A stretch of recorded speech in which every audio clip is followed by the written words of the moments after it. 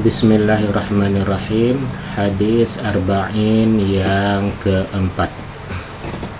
An Abi Abdurrahman Abdullah bin Mas'ud radhiyallahu anhu qala Haddatsana Rasulullah sallallahu alaihi wasallam wa huwa as-sadiqul masduq.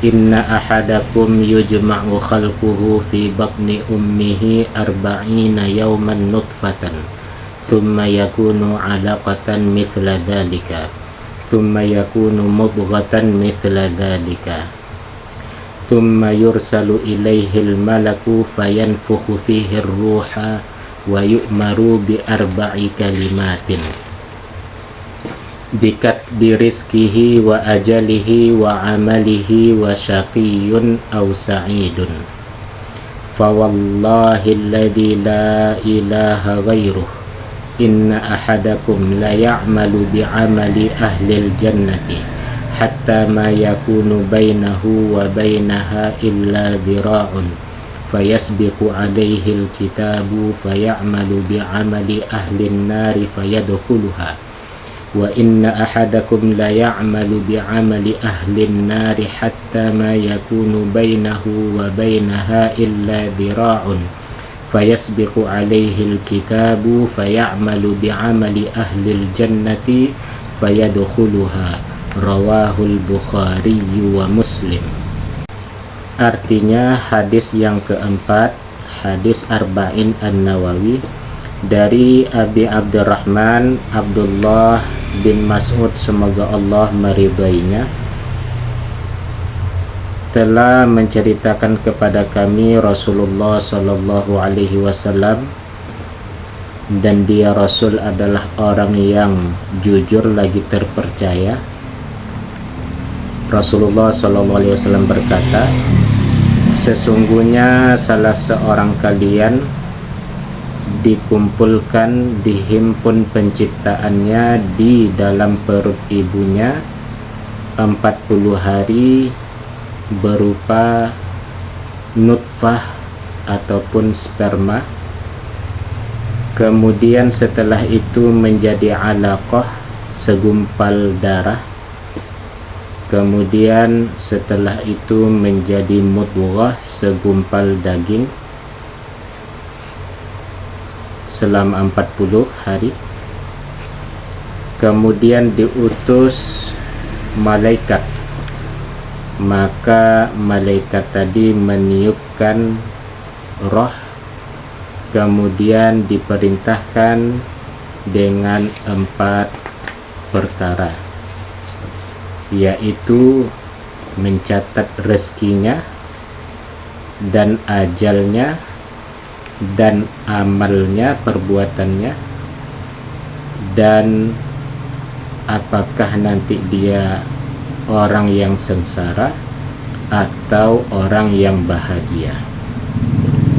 Maka demi Allah yang tiada Tuhan selainnya, sesungguhnya salah seorang kalian beramal dengan amalan penghuni surga, sehingga adalah jaraknya dan surga itu 1 hasta, tinggal 1 hasta, maka catatan telah mendahuluinya, catatan takdir telah mendahuluinya, telah tertulis.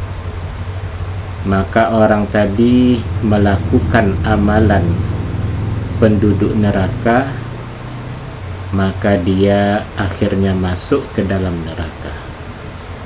Dan sesungguhnya salah seorang kalian beramal dengan amalan penduduk neraka, sehingga jaraknya dengan neraka itu tinggal 1 hasta, maka catatan takdir telah mendahuluinya, sehingga dia melakukan amalan penduduk surga, maka akhirnya dia masuk ke dalam surga. Hadis riwayat Bukhari Muslim. Di dalam hadis ini ada beberapa pelajaran yang dapat kita ambil. Yang pertama tentang penciptaan manusia, perkembangan janin yang ada di dalam perut ibunya.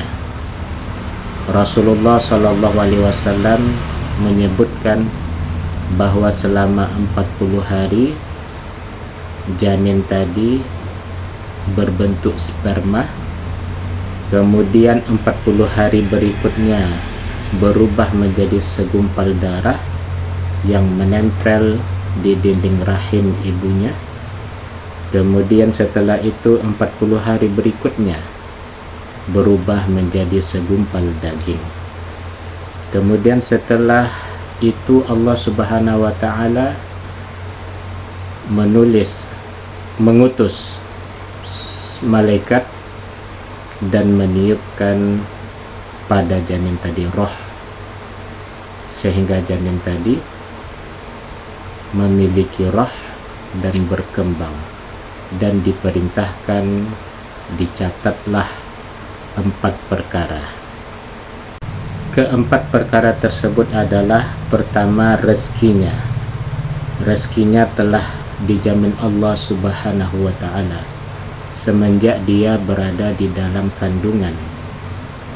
Allah Subhanahu wa ta'ala menyuruh malaikat dengan perintah Allah menulis rezeki janin tersebut sampai dia meninggal. Rezekinya telah ditanggung oleh Allah Subhanahu wa ta'ala. Yang kedua, ditulis ajalnya, berapa lama dia hidup di dunia ini. Ajalnya juga telah ditentukan Allah Subhanahu wa ta'ala. Yang ketiga, ditulis tentang amalnya selama di dunia. Amalan dia, perbuatan dia ditulis selama dia hidup di dunia.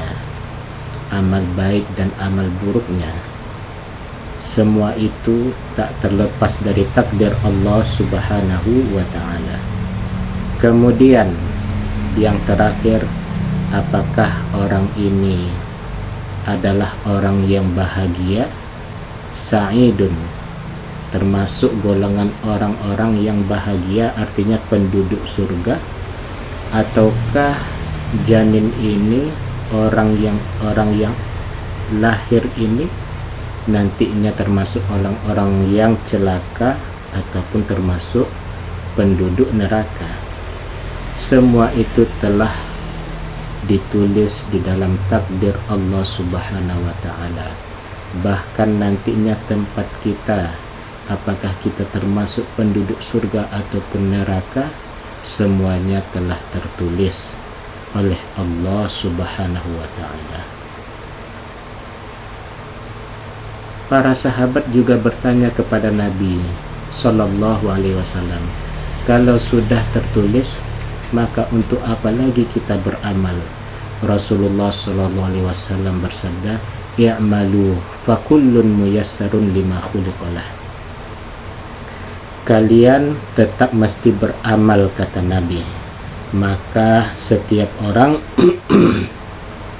itu diberikan kemudahan untuk melakukan amal sesuai dengan takdirnya. Kalau dia penduduk surga, maka Allah Subhanahu wa ta'ala memberikan kemudahan untuknya beramal soleh. Kalau dia penduduk neraka, telah ditakdirkan Allah Subhanahu wa ta'ala menjadi penduduk neraka, maka Allah Subhanahu wa ta'ala juga memberikan kemudahan untuknya beramal dengan amalan yang buruk. Setiap kita diberikan kemudahan untuk beramal, tergantung kepada kita untuk memilih amal mana yang akan kita lakukan. Tentunya kita sebagai seorang muslim, kita akan memilih untuk melakukan amal soleh, dan amal soleh ini salah satu sebab kita akan mendapatkan rahmat Allah, dimasukkan Allah Subhanahu wa ta'ala ke dalam surga. Kemudian yang kedua, Rasulullah Sallallahu Alaihi Wasallam juga menjelaskan bahwasanya ada seseorang selama di dunia ini dia beramal dengan amalan penduduk surga melakukan amal soleh semasa dia hidup di dunia, sehingga jaraknya dengan surga itu sudah dekat, artinya dia hampir masuk surga. Namun catatan amal ataupun takdir Allah Subhanahu wa ta'ala berkata lain, sehingga di akhir hayatnya tinggal sedikit lagi jaraknya dengan surga. Di akhir hayatnya dia melakukan amalan buruk, melakukan perbuatan maksiat dan dosa, sehingga dia mati, meninggal dalam keadaan su'ul khatimah, meninggal dalam keadaan buruk. Akhirnya orang tadi dimasukkan Allah Subhanahu wa ta'ala ke dalam neraka.